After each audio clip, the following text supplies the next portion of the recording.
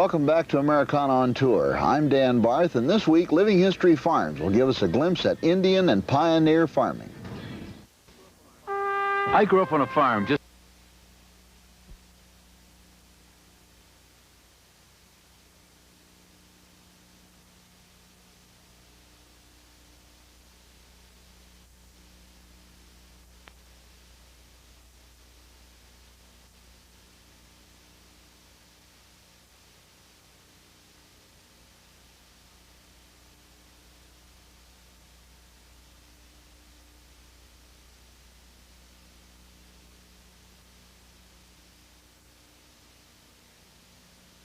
The first inhabitants of the North American continent were hunter-gatherers foraging for fruits, vegetables, and game.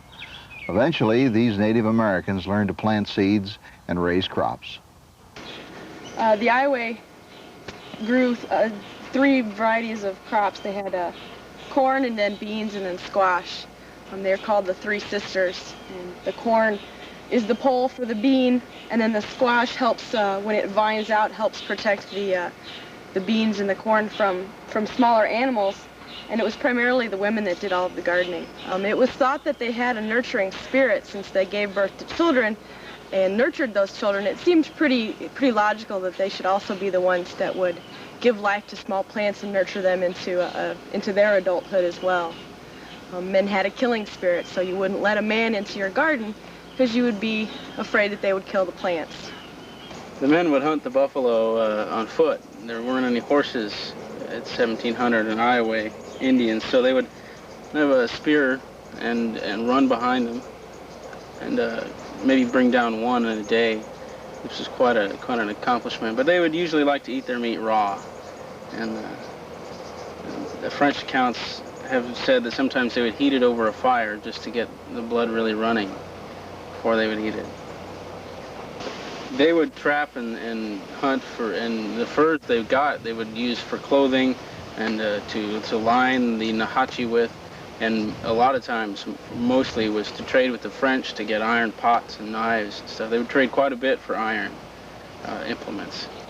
And the tools that they used were mostly made of bone and also from wood, and a lot of different kinds of rakes using antlers and bone hoes for cultivation, along with digging sticks to just loosen up the soil.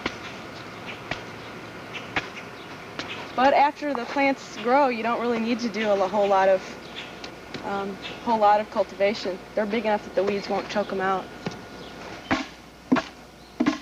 I'm crushing up seashells in here, river shells, fresh river clams, and freshwater clams. What we do is when we grind it up, it'll end up in a real powdery substance. We'll mix it with our clay that we get off the river, and it'll give it a nice temper when we fire it. It won't crack. It'll end up with a nice hard pot that won't chip very easily. This is some of the pottery the Iowa Indians would have made. It's very practical. It's not very ornamental. It's just anything from little finger bowl type pot to a more ornate top here, up to the bigger stuff that they would hold water with. And the extent of their decorations would be some scratch type etchings along the top of this. The structure that is behind me is called a Nahachi. Nahachi, literally translated, means tree skin lodge, and that's the structure that's their dwelling, the Iowa were using for sleeping primarily. It's just a pole framework that's covered with bark, usually either elm or cottonwood bark, with another pole structure around the outside to hold the bark together. We also have another Nahachi being built. It's just the pole framework without the bark on it.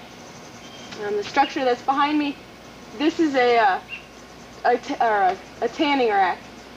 Hides were, deer or elk hides were stretched around on that frame, and then using the scraper tools, the fat and the fur would be taken off, and then they were using the brain of the animal to tan it. That's where all that would be taking place.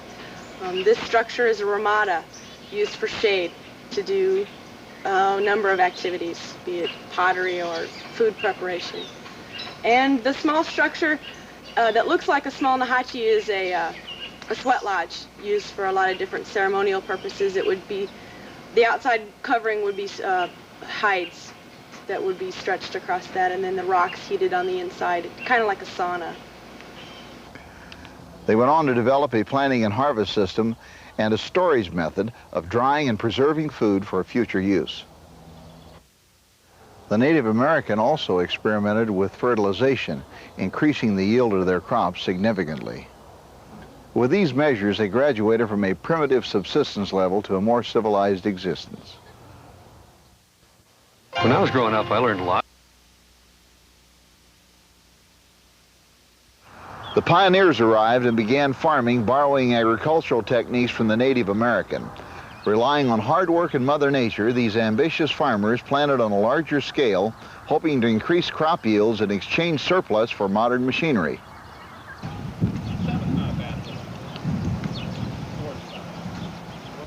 In 1850, it was pretty typical for a farm in this part of Iowa, or in early Iowa, to be about 80 acres if you were buying it from the government, or a little bit smaller if you were buying it from a specific land agent.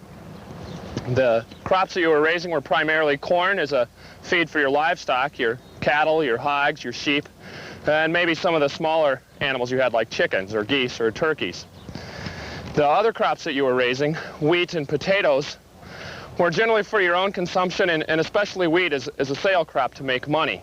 You might be able to transport a little bit of corn to market and sell that, but wheat was the one that was easily transported and quite in demand.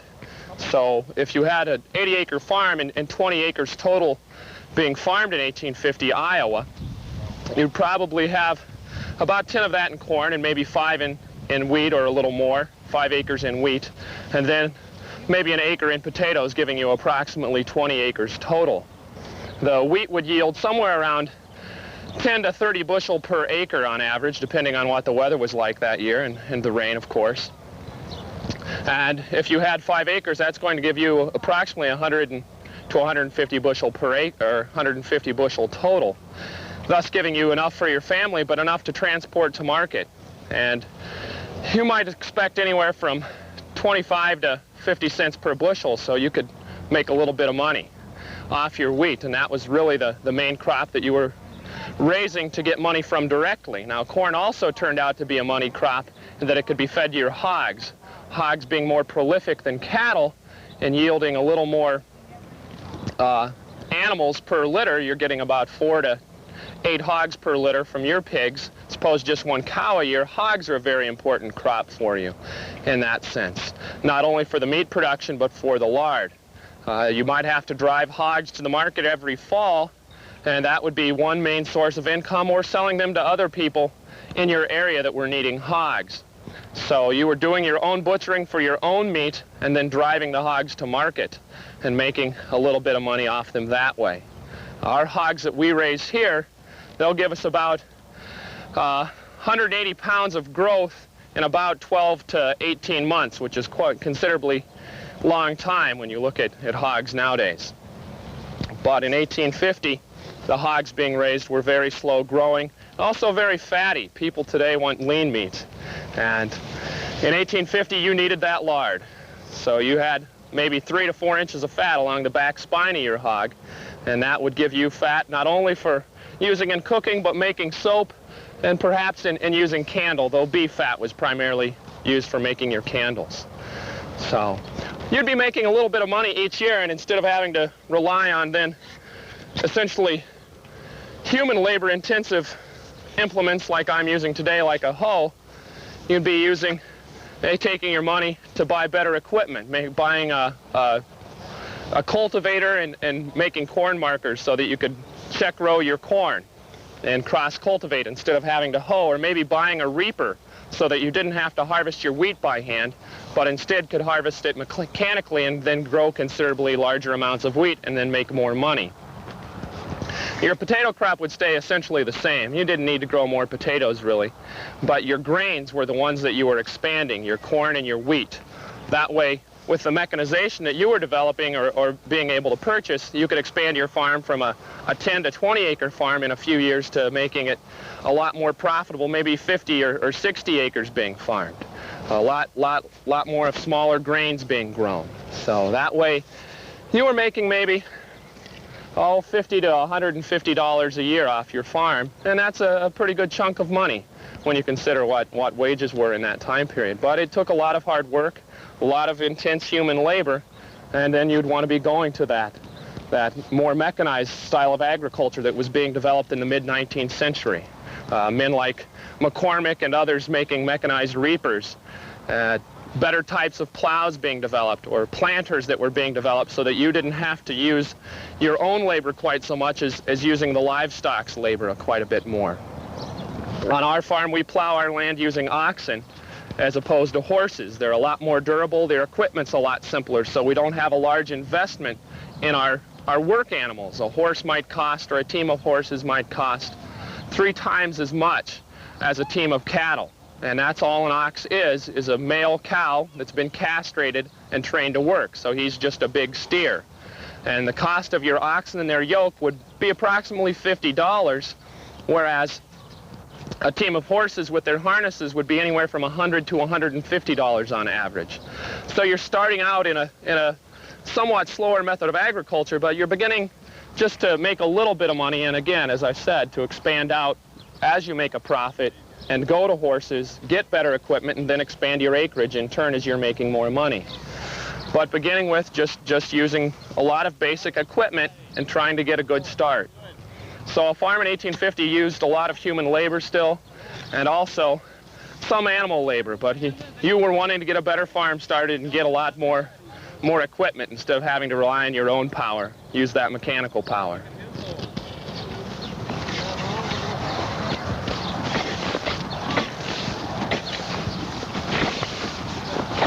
It could be quite harsh, of course, not only in the summer with heat and humidity and the storms that would come across the prairie, or even occasional prairie fires, but besides the summer heat, you also had to deal with the winter cold in your log cabin. Well, it was enough shelter to keep you warm. It wasn't exactly a warm haven for you. The weather, just as modern people have dealt with weather by furnaces, well, you just had to bear with it in 1850. So if you had drifts that were 12 feet high on your farm and you were 10 miles from town, you better have a pretty good provision stored up through the winter, because it might be a month or two before you could get to town. And of course, the weather was just as cold then as it is today.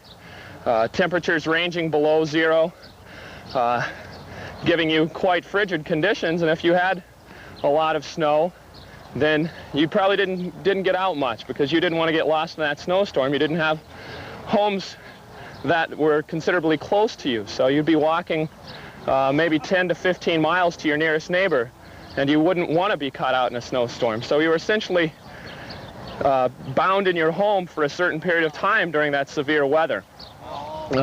All year long, you had to deal with the elements, considering that you didn't have the protection that had been developed in modern America to keep you protected from those elements. So the weather in the winter was just as harsh, and your method of protection was a lot more simple. So you'd be bound in your home for quite a bit. Of course, the reason you came to Iowa was to make more money, and since your crops were yielding a little bit, you weren't just living in a poverty-stricken home.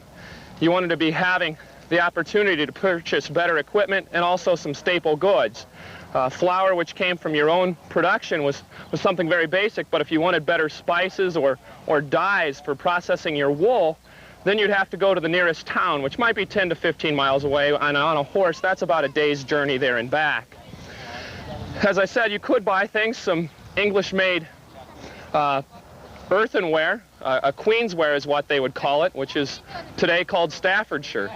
The transfer prints that were available were being shipped along the Mississippi River and then up the larger rivers, at least in this part of Iowa. The river and canal system was really the main transportation system in 1850 Iowa. You would have it either shipped down the Erie Canal, then to Ohio, and along the Ohio River to St. Louis, and then up the Mississippi to towns like Burlington or Keokuk. And the large river towns had goods that could be purchased from all around the world. England, India, that sort of thing. Now that would take a little bit of money, so you'd be having to raise those crops again and making a profit on them. But you could buy better dishes, maybe a stove. By the mid-1840s, stoves were available in Iowa. So you wouldn't have to necessarily cook on your hearth the whole time. If you were getting a good farm started, you could get yourself a stove, or maybe a better bed that would be made by a craftsperson in town, a woodworker or a cabinet maker. So you could buy better furniture for your home or accessories from your home, but you also wanted some better equipment maybe for your own farming purposes besides the reapers and that sort of thing. Maybe better woodworking equipment, a nice set of woodworking planes, either English or American made, that have been either made in Sheffield, England, or towns like Philadelphia, then shipped along, again, the river systems. So by 1850, even though you were on the edge of the frontier in Iowa, it wasn't that you were completely isolated. There were things, as I said, from all over the world that you could buy, especially England and then the domestic market. So you might be looking to get stoves, things for your home, but also for the barn as well. Not just domestic articles, but woodworking or grain or agricultural implements too.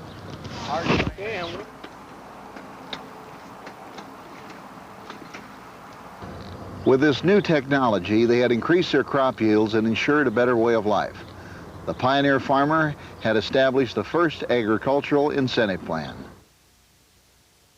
In the weeks to come, we will step back in time at Living History Farms, Des Moines, Iowa, and chat with the general storekeepers and the town doctor, and witness the evolution of farm life from pioneer times to the present. We will venture to the Old West, where the series will take you to abandoned gold mines and try our hand at panning for the elusive metal which drove so many to despair. We will visit the most significant military sites along the famous Oregon Trail for a glimpse of the everyday life of the people stationed there and the exploits of pioneers passing by on their way west. We will take you behind the bars of the frontier prisons to discover their role in the taming of the West and spend several enjoyable hours with our old friend Bill Cody for a personal glimpse of his world-famous grandfather, Colonel William F. Buffalo Bill Cody. Other episodes include a look at frontier entertainment featuring a performance at the restored Atlas Theater in Cheyenne, Wyoming, a visit to the Wind River Reservation for a look at the blending of Native American culture and European religion at their Episcopal mission, and a talk with mountain men for an inside view of the Rocky Mountain fur trade and its influence on the exploration of the West. We thank you for allowing us to introduce our series, and we invite you to watch as we bring the living history of Americana on tour into the homes of America. Thanks for watching us, folks. The success of our program depends on you, the home viewer. If you have comments or questions about our program, please write me in care of Americana on Tour, Congerville, Illinois, 61729. We'll see you next week. That's Americana on Tour, Congerville, Illinois, 61729.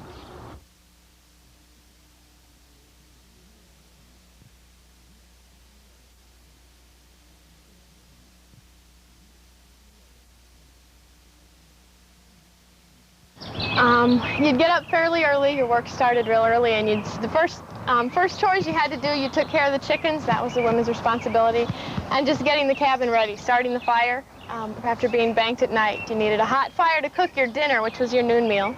You didn't spend a lot of time in the morning on breakfast. It was something you could prepare real easily.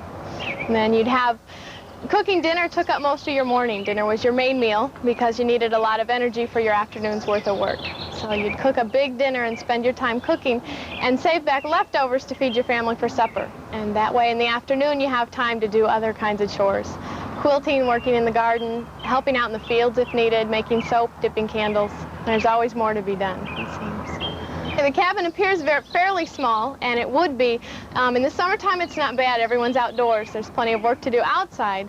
But in the winter is when you'd really notice that it was crowded.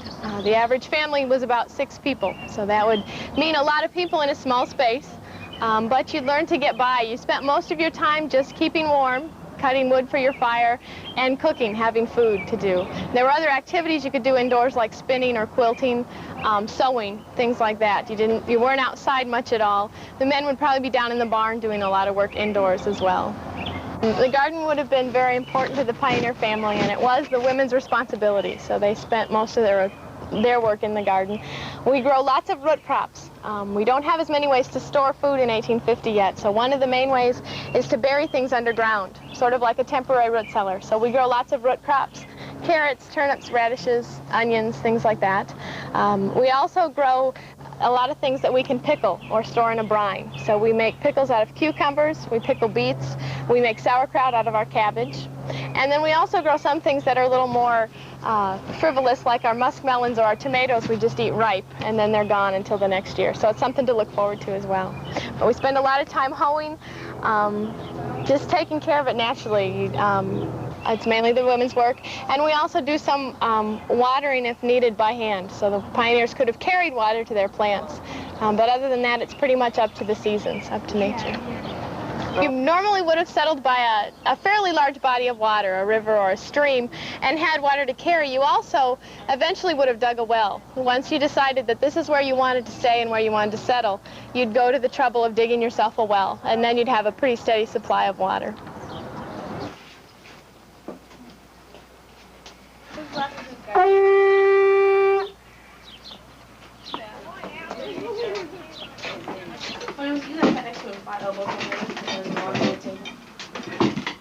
Yes, you did a wee bit.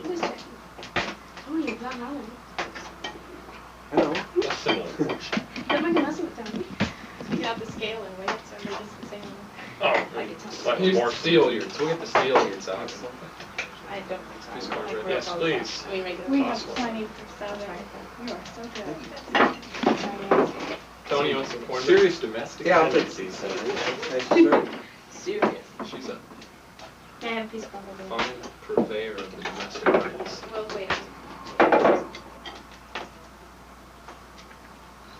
Who do we have there? Ooh, smells really good. Yeah, I do. I heard you offer her in. I know. Yeah. I was gonna say Leo. Thanks. I thought I had. It was a trick. Crazy. That's hard to answer that question. Isn't it a nice day today? How do you answer that question? No. Are you gonna flip the quilt back, bread? How about you? That's a trick question. So you're gonna flip the quilt back? Ask Christine. Who made it? I have to. Yes, you did. I'll take that. I tell you what. Since this is by your way now, it might not come again. So. The pioneer woman's life was one of hard work and few comforts. But in spite of the hardships, her presence lent a civilizing touch to an otherwise crude existence. By the beginning of the 20th century, agriculture turned to the mechanization of the Industrial Revolution. This greater productivity allowed a new level of comfort for this new breed of farmer.